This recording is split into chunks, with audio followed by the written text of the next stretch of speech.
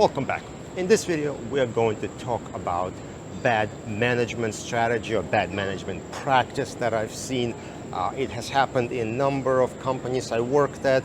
I haven't been too affected by it, luckily, but when I heard and I've seen what's happening in other departments, I felt very strongly that it's a really bad way of manage and handle different departments. So what I'm talking about is when you have like a manager who's in charge of multiple departments, not like department manager, but someone who oversees few departments.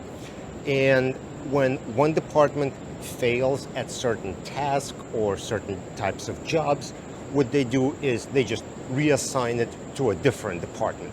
I've seen it a couple of times, and I think it's absolutely terrible thing to do. And today I want to talk about it. Here is a situation that happened. We had a sales team and a project management team. Now, project management team is accustomed to working with emails, replying to clients. They're always on top of their things, but the sales team isn't necessarily so. But the responsibility of a sales team whenever a new client starts is to perform something called an onboarding process, right? This is when you get all the contact information, you figure out who the billing person is, you get all the paperwork signed, and then when all that is settled, the information goes to accounting, and when the actual project is ready to be worked on, then the work goes to project management team. But what's been happening is sales team wasn't on top of their game. They do make a sale, but then they don't follow up. They don't make sure the onboarding process is handled. And so what one of the managers decide to do is they say, well, since project managers are so good at keeping track of emails and salespeople always miss emails and they always forget something, why don't we just have a project manager do all the onboarding process? And of course, project managers got mad. It's like, wait, why are we doing this, right? We don't even have the actual project. There's nothing to work on. So project managers, they handle tasks when it's given to them. They receive certain work, load data, process data, something like that. That's what you go to project manager for. But you don't bring like a clerical work to them to fill out forms. If the salesperson needs more help with assistance or something like that, hire an assistant. And so what they try to do is to bring all that stupid work that sales were either failing with or maybe didn't want to do, they just brought it to project management team. And similar problem happened to my department.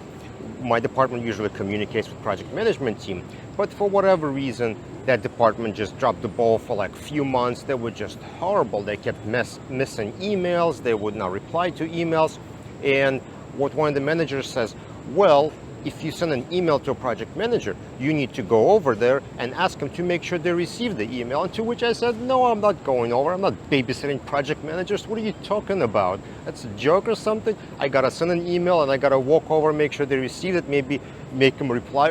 No, we're not doing that. So again, when one department was failing to do something, managers try to just take that work and give it to somebody else.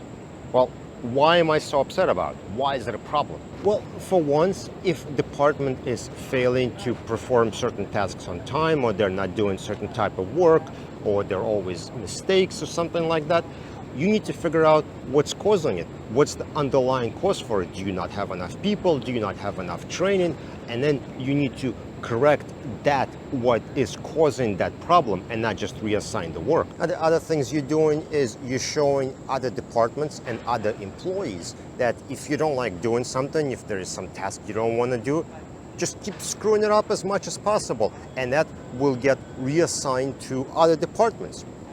And finally, the third reason is people who see this and who are affected by it, they lose all the motivation to work. Like it's, you look at somebody who is failing at something or does something bad on purpose, and then suddenly they don't have to do it anymore. And everyone's like, wow, this company sucks, right? The management here is terrible. And again, goes back to number two. Why don't I do it? Let me screw up and my work will go somewhere else, and I'm only gonna do like the easiest projects possible. So let me know, guys, if you have seen that behavior in companies you work at. Have you seen those lazy managers that do just that? All right, thank you for watching. Don't forget to follow on LinkedIn, subscribe on YouTube. I'll see you next time.